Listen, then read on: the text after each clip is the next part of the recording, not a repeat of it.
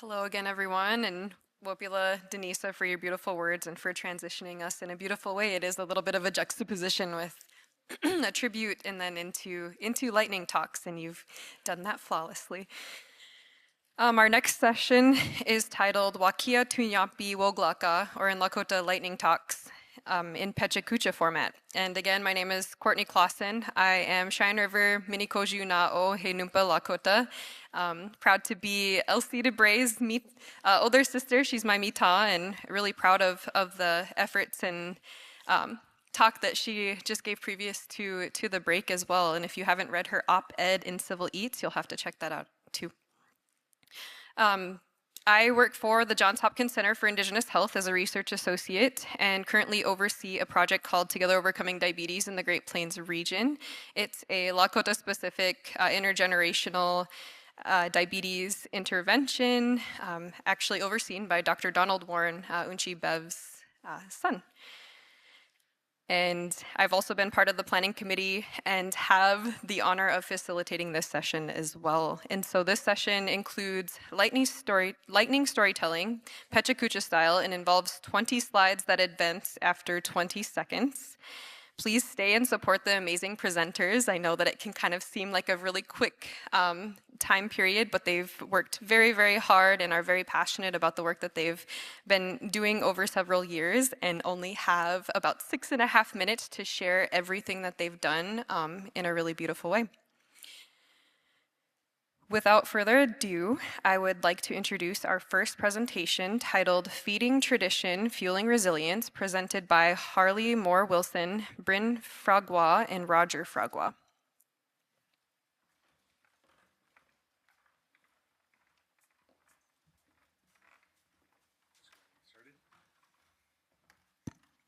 Good afternoon, everybody.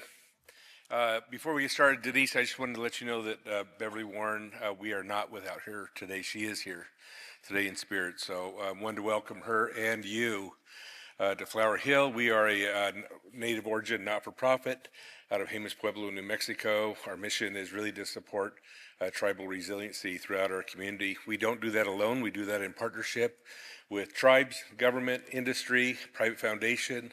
We work with the federal government and state government in the form of contracts to help support some of our work along with other philanthropic community members as well. Some of our federal contracts are, again, funded by the United States Department of Agriculture. That is the Meat Poultry Processing Technical Assistant Grant. We have FSA Disaster Assistant programs, and then Office of Tribal Relations on the voluntary bison inspection fee programs. We do this all, again, to support and build tribal capacity. Even though we are from New Mexico, we are not New Mexico-centric. We are very much Indian country-centric. So we support tribes all across Indian country, like our board of director comes from all across Indian country. So look at our website and find our board. You'll be amazed as we are. We really do this all in support of tribal sovereignty.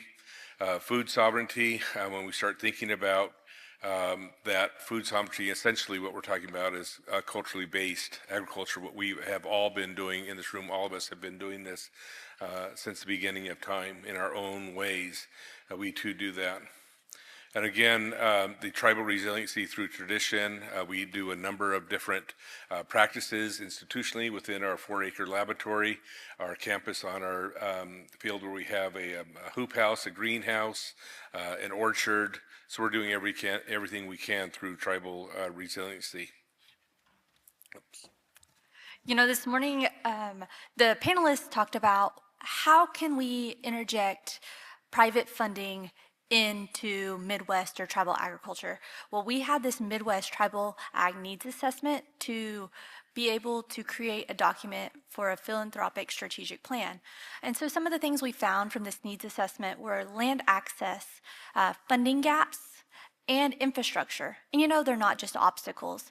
These are the reasons why Native producers are still fighting to be able to fully participate in food economies today.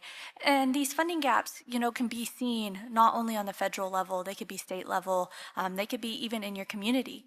So some of the top barriers that were found was infrastructure and labor. Everyone across all stages of food sovereignty and agricultural programs had these two common themes. And why is that? It's because we don't have enough people to be able to work our programs to be able to continue to grow. And for that to grow, we still need the infrastructure. So processing infrastructure, this could be anything from a commercial kitchen to meat processing to a farm, to be able to, have infrastructure and items in place to be able to continue to grow that. And the funding instability, we all know what funding instability I am talking about here. Unfortunately, we're seeing those federal funding gaps still today, and we're really hoping that this strategic plan that we're creating can help bridge some of those gaps that the funding instability has happened. One way that can happen is through the role of philanthropy. Philanthropy can't replace federal funds, but it can definitely bridge those gaps. And seed innovation, buffer volatility, by investing in native priorities, funders can help with long-term resilience. Some of our strategic recommendations are supporting intertribal coalition and coalition building. Philanthropy should support tribal projects, and system development could require and reward partnerships and back cooperative agreements, aggregation efforts. Many tribes already are engaged in these, but some that are in the younger stages need help. Develop creative funding and financing for hard and soft infrastructure. Some of the key points that Harley had mentioned were cold storage, wash and pack, commercial kitchens, regional meat processing facilities, structure investments to intervene at high level engagements, provide flexible funding support, offering multi-year general operating funding to help support tribal programs, particularly in the early stages. Let's see.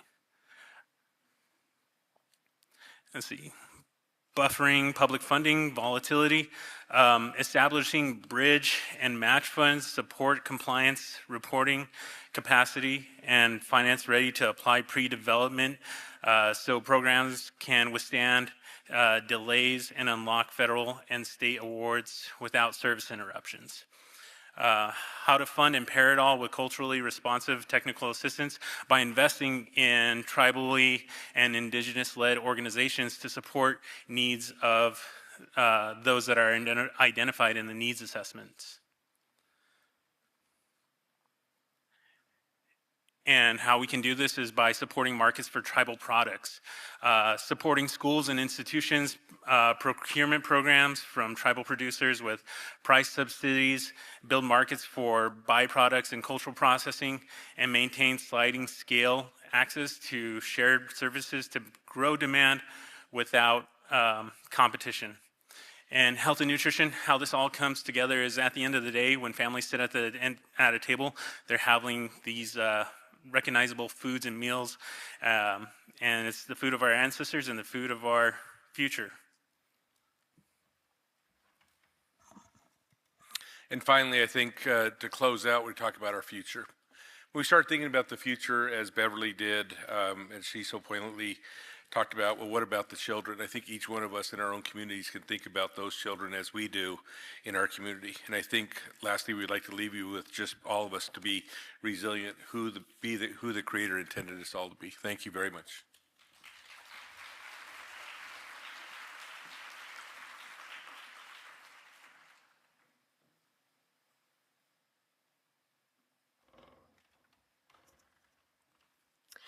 Thank you, Harley, Bryn, and Roger. It's really cool to see all the babies and the pictures and the foods. Our next presenters are from the University of Alaska, Anchorage, Alaska Traditional Kitchen, and our presenter is Melissa Chlupach.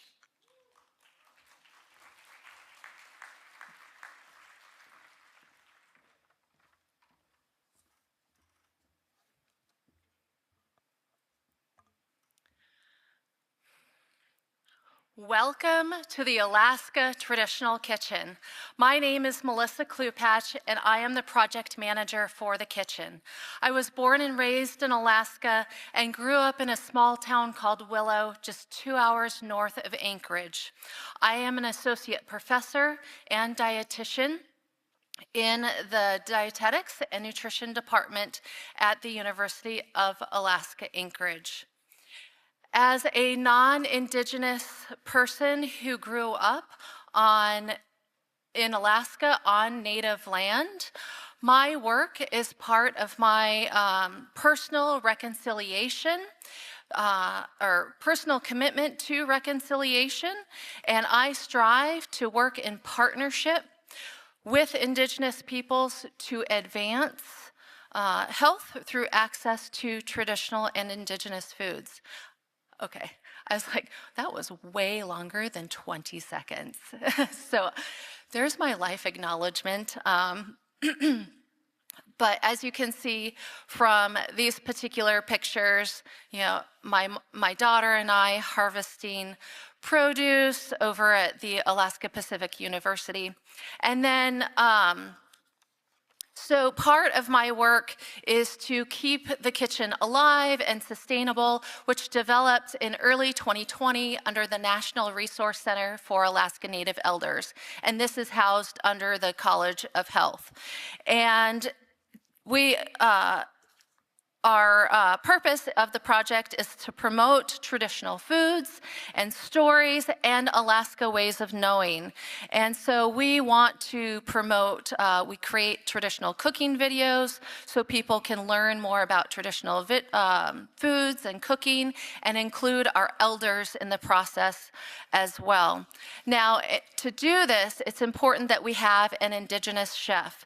So Indigenous chef Flora Deacon is our contracted chef. She is our culinary and traditional foods expert, and she is a skilled Athabascan chef, and she is also a respected member of the Alaska Native community, providing valuable insight and instruction on traditional food preparation, as well as personal stories about each food. And in fact, tonight, she will be preparing a delicious treat for all of us, bison meatballs made with red currant sauce. Those are two of her favorite ingredients. And then instead of peanut potatoes, she'll be using sweet potatoes with a stinging nettle, lamb's quarter, and spruce tip salt pesto. And it's no wheat, no sugar, and no dairy. So when under the National Resource Center, the kitchen, the coordinator developed videos and audio tales with Chef Flora, and also included background information and nutrition facts, along with recipes and infographics. Unfortunately, it went through a 2-year lull, and our College of Health Dean asked the Department of Nutrition to revive the kitchen. And I was like, me, I'll take it on. So I am more than happy to take on this responsibility. And one of my first tasks was to create a couple of logos. Of course, the academic logo for UAA, but then a more culturally rooted logo, which was developed by Conchi, an Alaska Native youth. She's Denina Athabascan from the village of Eklutna, and she's also pursuing her degree in nursing. And so the kitchen wanted to include a tool that represented food preparation, so we chose the ulu. Now, the ulu isn't used by all Alaska Native communities, but is known by all, and it dates back thousands of years and is quite versatile. Now, salmon. Salmon is a vital resource and contributes to the well-being of people across Alaska. It is a symbol of food security and food sovereignty. And then muktuk, although not historically consumed throughout all of Alaska, it too is very well known and is a part of sharing and connection. And then we have our berries, which are extremely high in antioxidants. In fact, did you know that wild Alaska blueberries are higher in antioxidants than cultivated blueberries? And then last, but certainly not least, the forget-me-not. And that was included for our ancestors so that we continue to remember them, our culture bearers. There is a website, and I wanted to add to the website to expand our reach and complement it. So I developed Facebook and Instagram accounts as well. And then our space. Now, the term kitchen, you might think, oh, you have a kitchen. Well, we don't. We don't have a designated space, so we've used what's available to us, a colleague's kitchen, a church, rented a church kitchen. I've even used funding to develop a mobile kitchen. And our videographers over the last couple of years, Jenna and Dan, come from the university's Faculty Success Department, and the department supports faculty, provides professional development opportunities, as well as helps faculty cultivate student learning. And in the spring of 2024, we created a variety of educational and outreach materials. Conchi developed 3 infographics for us. We developed 3 cooking videos: black currant sorbet, honey soy broiled salmon, bison sausage stuffed potato, and then had 4 live demonstrations as well. In the 2024-2025 academic year, the kitchen received funding from the National Resource Center, and I worked on getting bartering for traditional foods such as she-fish, moose, whitefish, octopus, salmon, even wild blueberries. And so we had 2 live cooking demos in rural Alaska and produced 4 cooking videos.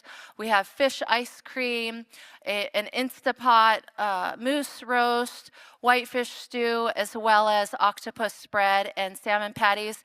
And you can see with the elder brothers there, Big Shot and Barney. That was a special moment. Unfortunately, we don't have any current grants, but that's not for lack of trying. So I'm still trying to work on collaborations and small projects. And something that I really want to do is create an animated traditional foods alphabet video. So thank you very much.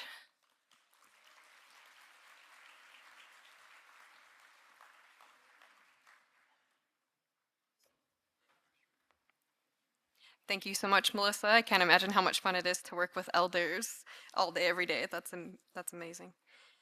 Our next presenter, their title of their presentation is Type 2 Diabetes Nutrition Education and a Food Security Resource at an Urban Indian Clinic in the United States, Experiences from American Indian Program Participants, presented by Shelley Palmer.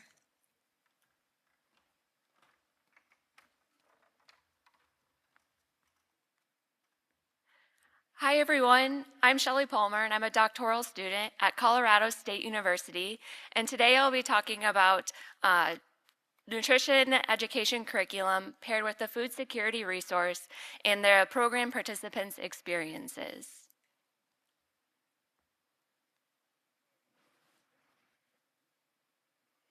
I wanted to start with recognizing and acknowledging our whole research team, starting with Dr. Sarah Stutz, who was the project leader and principal investigator for this study, as well as the whole evaluation team. I also wanted to thank our host today, the Shakopee Mdewakanton Sioux community, for their vision and support through their Seeds of Native Health campaign. We have 2 learning objectives listed here and hope that by the end of this presentation, we will be able to summarize participant experiences with the diabetes nutrition education curriculum, as well as talk about the food What Can I Eat program. Nutrition education is one of the cornerstones of diabetes self-management and care.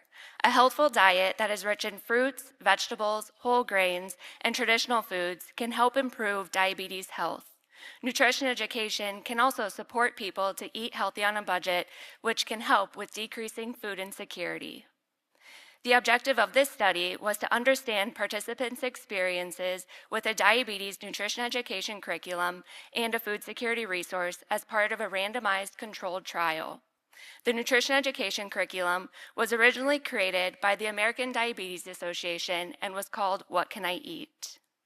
The American Diabetes Association partnered with the Shakopee Mdewakanton Sioux community with the vision of adapting the curriculum for American Indian and Alaska Native adults with type 2 diabetes.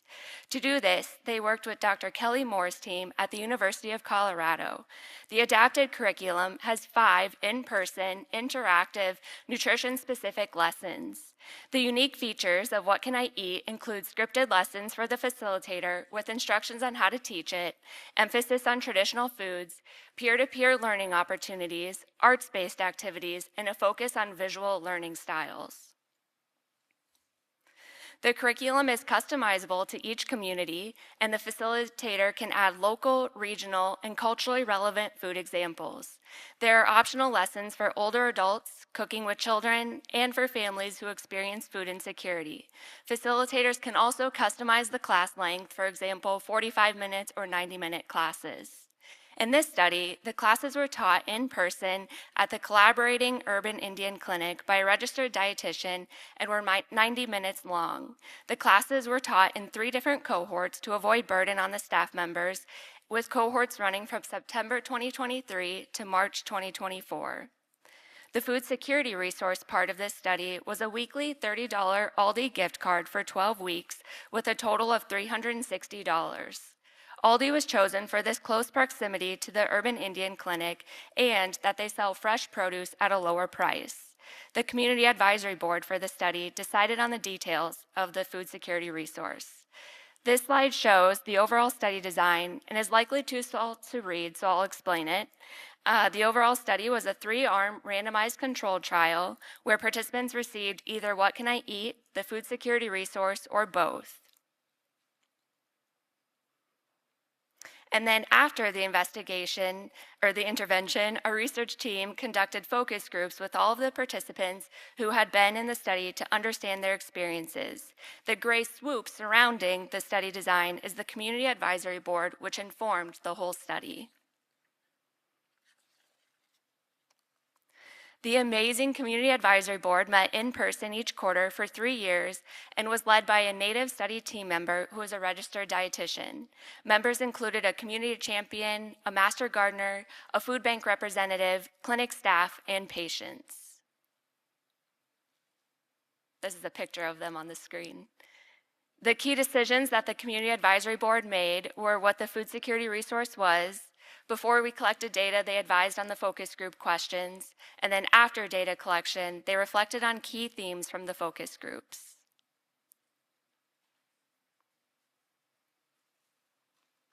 There were 3 themes that participants mentioned related to their experience. The first theme was about the different modalities, class facilitation, and camaraderie that they built with others in the classes that helped build healthier behavior changes.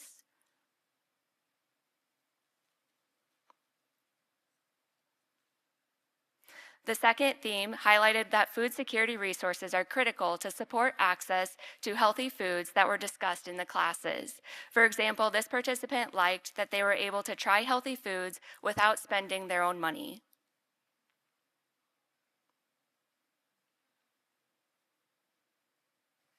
The third theme included recommendations for dissemination, implementation, and strategic additions to What Can I Eat?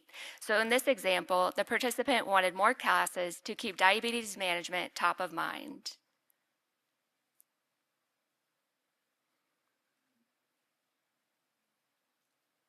In conclusion, participants found benefit in the peer-to-peer interaction, mindfulness activities, and exercises to manage their diabetes.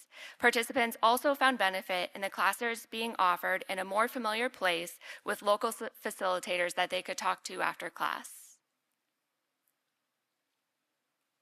Our next steps for future What Can I Eat classes are to expand the outreach to more communities and offer additional times and virtual classes.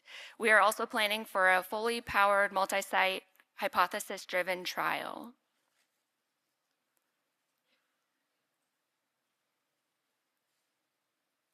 The What Can I Eat curriculum is available to download on the American Diabetes Association website. It's also available through the QR code on the screen.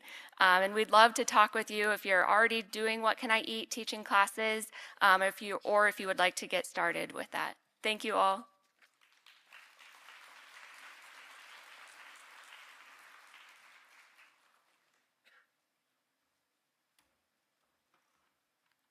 Thank you, Shelley. Our next presentation is titled SNAP Ed Supporting Southwest Colorado with Increasing Access and Knowledge of Culturally Relevant Food, presented by Chelsea B. Goody.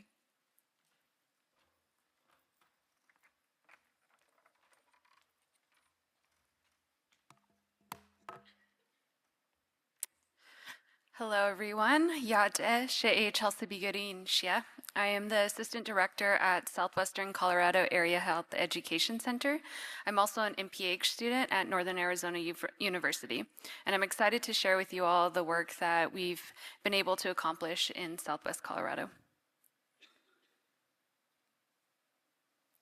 So, what the heck is Swekahek? We are an Indigenous-led nonprofit organization located in Durango, Colorado, alongside the Animas River. Our mission includes health workforce capacity building, improving rural community health, and primary care within 8 counties of our region. So we partnered with several regional clinics to screen for social needs and found that food was one of the highest, specifically within our Native American population. This led to an Indigenous food initiative and to address food insecurity in our region. And this initiative aims to support regional partners, community resources that connect food, culture, and health. Thanks to the support of SNAP-Ed for American Indians communities in Colorado, Swekahek was able to feel empowered and amplify a project that focused on healing, health equity, and resiliency, specifically with our Indigenous food knowledge. The first project goal is increasing access to culturally relevant food in our region by organizing and coordinating a number of cooking classes and workshops facilitated and led by Indigenous food experts and educators.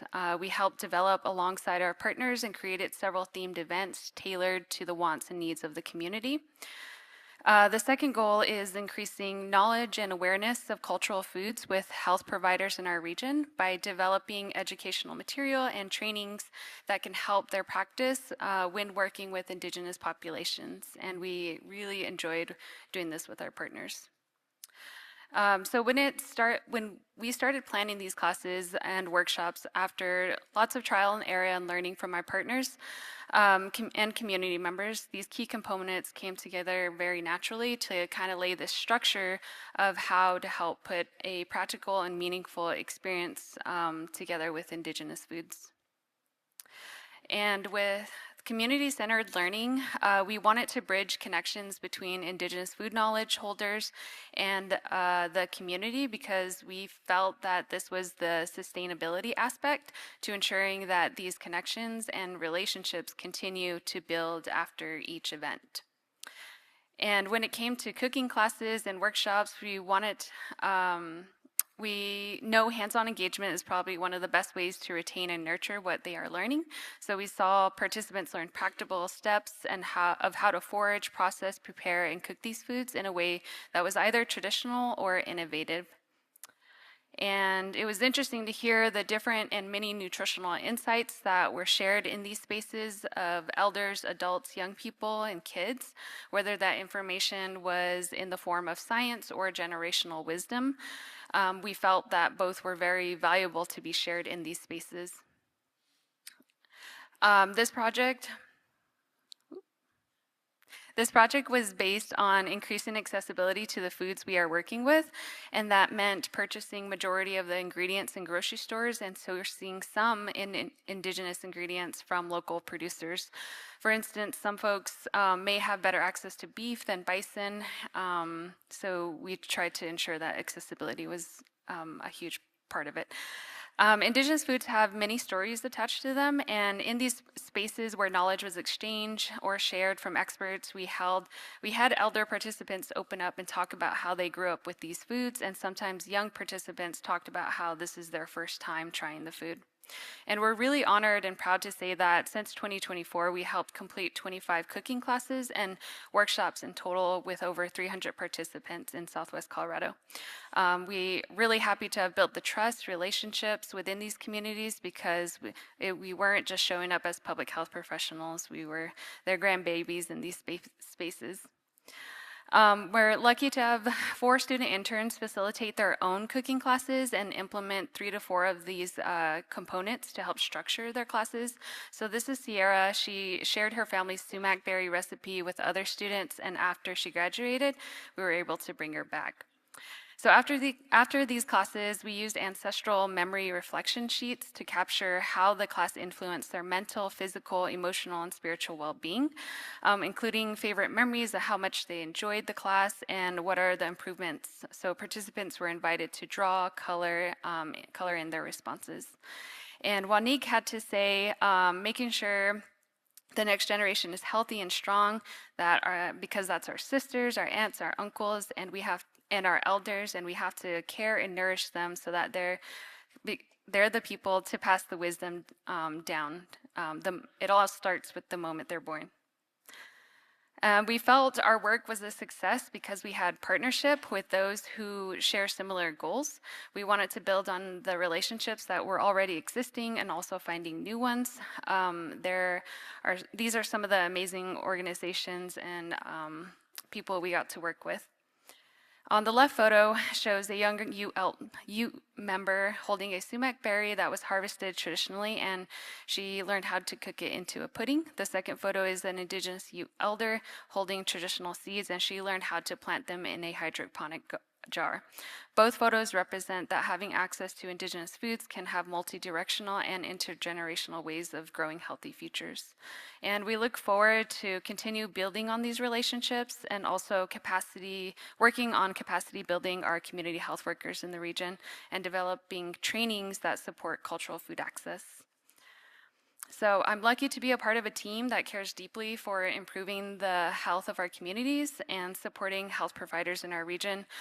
We share similar experiences in knowing who we are and where we come from, so we do a lot, lead with those teachings and our hearts. Thank you. Yeah.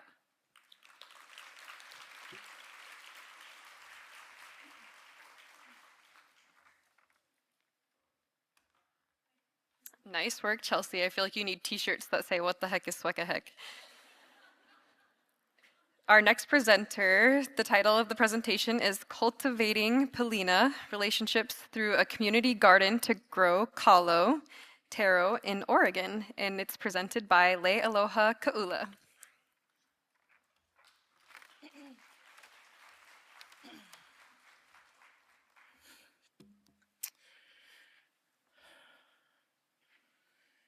Hele o aloha, mahalo ie, e ala, o ia inane.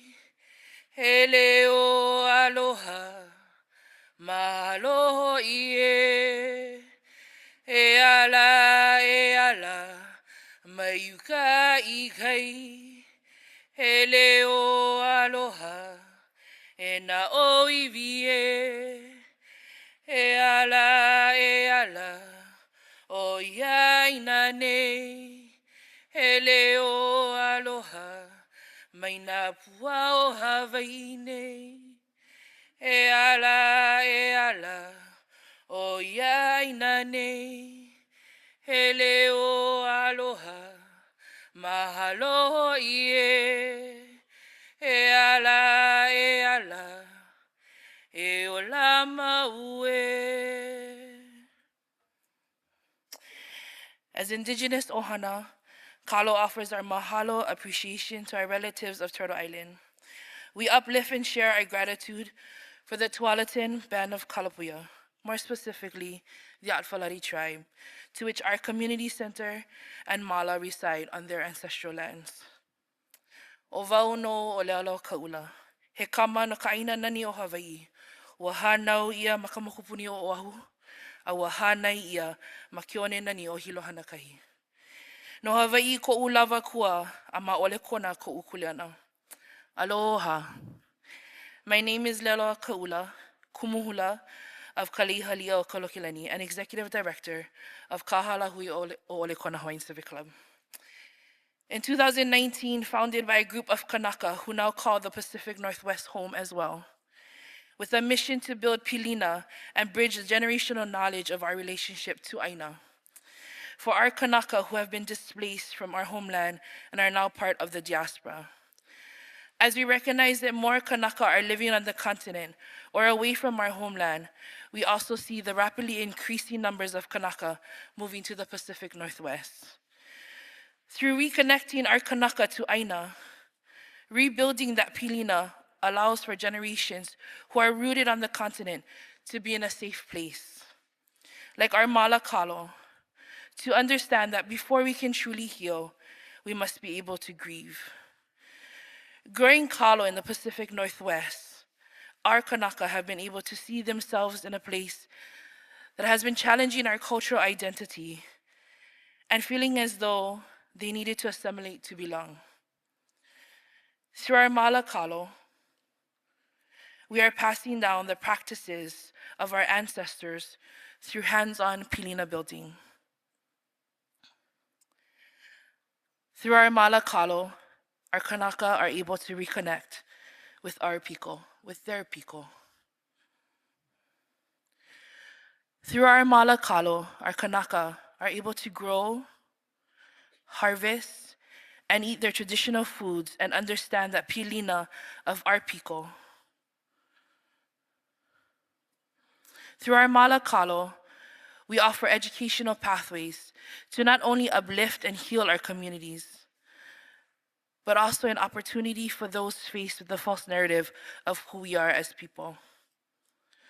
Through our malakalo, we are reminded and continue to do this work with great appreciation that has been passed down from generations to generations. It is through this work our people have built pilina. It is through this work our kanaka who are living on Turtle Island have been able to see themselves. For far too long, our po'e Hawaii, our kanaka who are living in the diaspora, have felt as if they don't have a place to belong. They have made to feel like they are not Hawaiian enough, they're not Hawaii enough, because they have no connection. Our work in Oregon, our work through the mala, is to be able to elevate language, be able to elevate our cultural practices, and to give them a space to understand that they do belong. That no matter where we are, no matter where we're located, no matter how far we are from Hawaii, we are always kanaka. We are always Hawaiian. And that is the work of kalo. Living in the diaspora has shaped our kanaka in a way of feeling shame, in a way of feeling lost. And this work that we do is to be able to bring them home. Our goal and our focus is always to make sure that our people can feel like they can go home and that they need to be home. And so at our malakalo, we are able to share, we are able to give. We've built so many connections. We have met so many kanaka who have multi-generation. It was my first time meeting a family who 4 generations, they've been living on the continent, and our kanaka, they have no idea who their family are in Hawaii. And today, they've met all of us. Today, our little kaua, she's been in the mala since 6 months old, and today she's 2. And she goes to the mala and she calls the mala home. She always tells her family, I want to go home. And this is where she is, this little 2-year-old whose mom has never lived in Hawaii, whose grandpa has never lived in Hawaii, whose great-grandpa has never lived in Hawaii. Her last connection to Hawaii was her great-great-grandfather. And today, our malakalo gives our people this opportunity to feel like they belong. And so the work we do in Oregon is to make them be seen, make them feel, and make them know that they are Hawaii. So I leave you folks with this. He ali'i ka'aina he kawa ke kanaka. The land is our chief, and we are its stewards. Mahalo, we are Kalo Hawaiian Civic Club.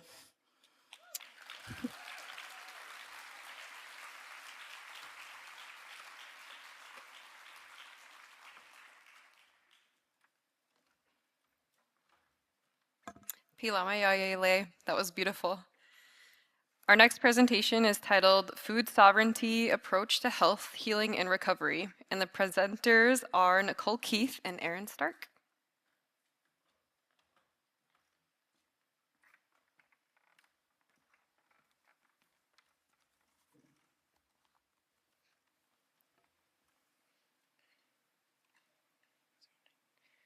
Abujo, We are the Natawasipi Huron Band of the Potawatomi. We are one of the 12 federally recognized tribes in Michigan. We roughly have about 1,700 enrolled tribal members. Our reservation, known as the Pine Creek Reservation, and it is resided in Fulton, Michigan, which is about 30 minutes away from Battle Creek.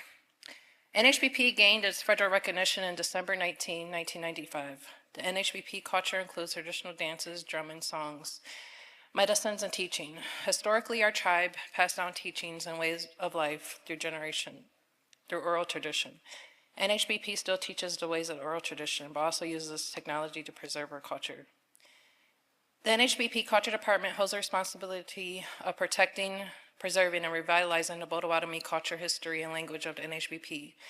The Culture Department coordinates seasonal ceremonies, language classes, wild rice camp, fish camps, and about 10 different positions for our sovereignty team. The Pine Creek Farm is about 10 minutes away from the NHBP reservation, and it started back in 2022 between various grants, including food sovereignty grant from the Administration for Native Americans in the state of Michigan. The NHBP Culture Department is responsible for the farm. The farm has slowly grown over the years, starting with small patches of produce to the construction of a building, in addition to tractors, trailers, and staff. The farm is currently growing peaches, pumpkins, tomatoes, potatoes, asparagus, cucumbers, peppers. The farm is proud to offer seasonal vegetables throughout the year. The farm is a well-known location for tribal members, and tribal members are very protective of this farm. We hold classes, meetings, tours, lunches. The farm also allows for education on food sovereignty, not only from the worker, but it provides produce in traditional ways. That's me. I'm the leader of the food sovereignty team, which is part of the culture department. I'm an NHBP tribal member. I have worked for the tribe over 15 years, and I'm responsible for leading projects, managing budgets, seeking out funding and grants, and identifying gaps to improve NHBP's food sovereignty. Some of those gaps include education on how to prepare indigenous foods, which I met by collaborating with a citizen band Potawatomi member, Jody Matina Gazadasa, who actually has a cookbook and it's available on Amazon. Through those cooking videos, and we post them on our Food Sovereignty our Facebook page, and then that's me again. I'm committed to the food sovereignty recognizes vital connection to our people and to my personal health and to the land that I call home. Through my work on a variety of food sovereignty initiatives, I have come to appreciate how these efforts foster not only my own healing, but the well-being for my tribe. From the start of the farm and the food sovereignty mission, it was evident that collaboration with other departments at NHBP was going to be essential to the group's success. Nicole really wanted to break down the silos. My name's Erin. I'm a registered dietitian that works for the tribe. And Nicole realized that we have shared goals at the intersection of food, health, and healing. This is our health department. We have community health teams, behavioral and medical. Community health assists Nicole with cooking classes and health education. The behavioral health team also plays a vital role, as it's been found that working on the farm and working with food sovereignty has been paramount to supporting tribal members in their recovery journey.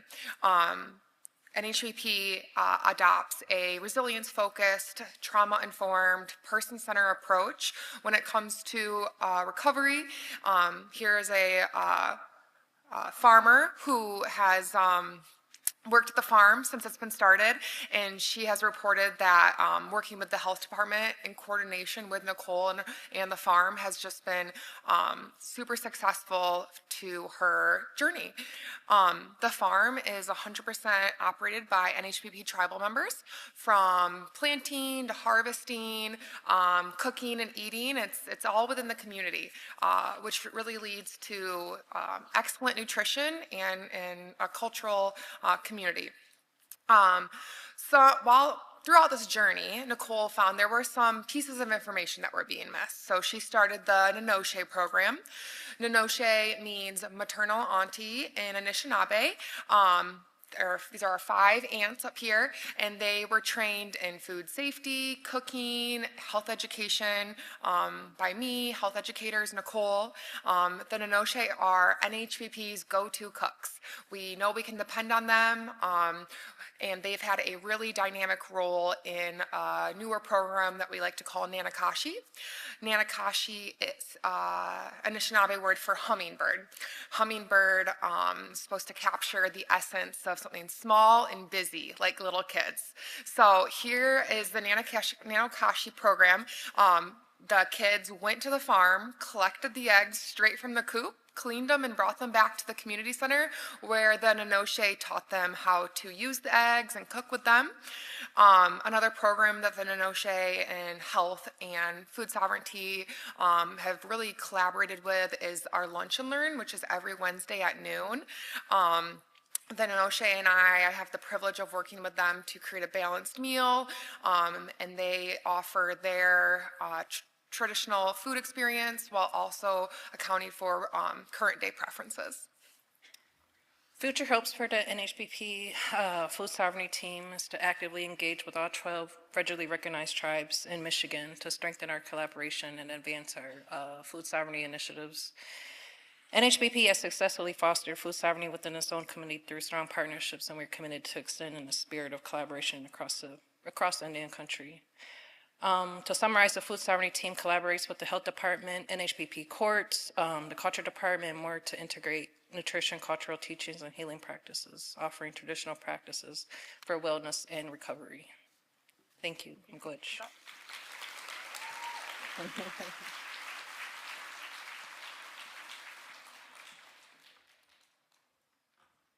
So much joy and passion in all those photos. Thanks, Nicole and Aaron. Our next presentation is titled Adapting Wellness Programs in Changing Times, Community Strategies for Sustaining Impact. And the presenters are Teresa Warney and Lindsay Larson.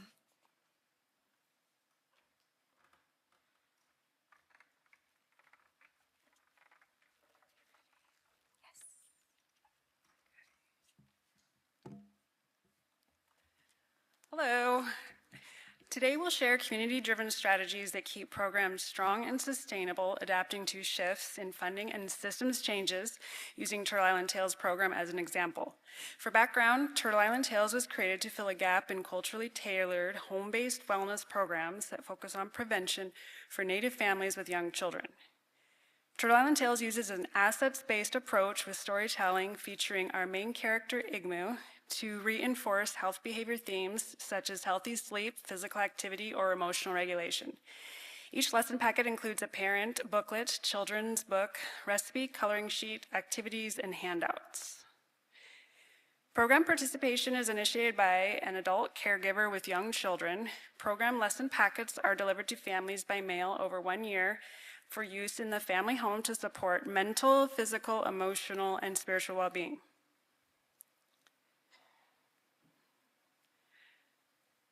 Results from 2 trials established the program's evidence base. Turtle Island Tales was approved for inclusion in the SNAP-Ed Connection for evidence-based programs, presenting a significant opportunity for collaboration with Cooperative Extension and SNAP-Ed. Some early challenges identified from program delivery included supply chain issues for materials to create the program lesson packets, as well as financial barriers to direct mail the lessons to families. Our SNAP-Ed partners also noted significant time spent managing participant addresses, which became even more complex if families moved. These challenges led us to pivot from centrally mailing lessons into family homes toward delivery through classrooms like Head Start, where lessons can be placed directly into children's cubbies or backpacks and sent home. This classroom-to-home approach expanded program reach while significantly reducing postage costs and staff time for delivery. By adapting timing, structure, and setting, Turtle Island Tales can meet diverse community needs. Partnerships with Cooperative Extension, SNAP-Ed, Head Start, and local program champions have been central to program delivery and success. These collaborations have expanded program reach while also ensuring the program stays rooted in community values and culture. So far, we found 5 distinct delivery models for Turtle Island Tales that have emerged through community-led program delivery. Central to home, where lesson packets are direct mailed to the family home. Classroom to home, where lesson packets are delivered to the classroom and sent home with the children in backpacks. Hybrid, a mix of classroom to home delivery plus additional program engagement in the classroom, such as a teacher leading a lesson activity for the class. Classroom only, the program lessons and activities are delivered to the class led by a teacher, and blended, program lessons are delivered with additional nutrition education led by a nutrition educator. Next, Lindsay will lead us through an example of how SNAP-Ed programs in Bayfield County implemented Turtle Island Tales in the Red Cliff community in partnership with Red Cliff ECC using the blended delivery model. The Red Cliff Tribal Council and Early Childhood Center approved the request to implement the Turtle Island Tales curriculum pilot with youth ages 3 to 5 at the Head Start with a request to include tribe-specific materials. The Bayfield County Foodwise team, myself and Stephanie Baker, and the Red Cliff Great Lakes Intertribal Council SNAP-Ed educator and now Red Cliff Food Sovereignty Coordinator, Manzanita Peterson, implemented 12 20-minute lessons to 3 classrooms once a month and helped distribute packets. We connected with Red Cliff language trainees to create Ojibwe language sheets that were relevant to each lesson, included 2 recipes from the Minnow Wasinada cookbook each month, books in Ojibwe Moan, and My Native Plates developed by Indian Health Services and Glitzy. Last fall, we began our direct education pilot where we integrated activities and books from the lesson packet and incorporated some of our own around topics of traditional seasonal taste tests, physical activity, social emotional learning, and art. Some of my favorite lessons utilize place-based topics and integrated Ojibwe language. Some examples are Ojibwe Moan Animal Yoga, Forest Sensory Walks, the Sugarbush Obstacle Course and field trip to Eagle Bay Sugarbush, and staining wooden recipe boxes with roots, leaves, and berries. Foodwise and Glitzy SNAP-Ed programs teach nutrition, wellness, gardening, and food sovereignty education to low-income families, and have seemingly been the perfect fit to implement Turtle Island Tales direct education lessons. As many of you may have heard or are feeling the effects of, SNAP-Ed was approved to be eliminated in this year's federal budget reconciliation bill. And by the end of this month, SNAP-Ed, a 30-year program, will cease to continue. This, with other federal funding reductions surrounding health and wellness, bring up a lot of questions for this work. Whose shoulders will nutrition education rest on? And what other changes to funding might affect this and other culturally relevant education? And I'm thankful that this has been brought up at this conference and addressed, and I'm feeling more hopeful, so thank you. Despite these challenges, Turtle Island Tales is adapting. The program has been tailored specifically for classroom youth with educator lesson packets designed for alignment with Head Start performance standards. This classroom-only delivery model reaches more children at a similar cost to the original model. Alignment with other curriculums may also be possible. Over time, Turtle Island Tales has shifted from home delivery to SNAP-Ed partnerships to classroom use. With the elimination of SNAP-Ed, where do we go from here? As we navigate these waters, what funding options exist for this and other wellness programs? Where can these programs live and who will champion them? We acknowledge and thank the communities, educators, and families who have guided and shaped Turtle Island Tales. We welcome conversations about your community's strategies for sustaining programs. Sharing ideas strengthens us all, and we hope this conference sparks new conversations and partnerships to help support family and community well-being. Thank you.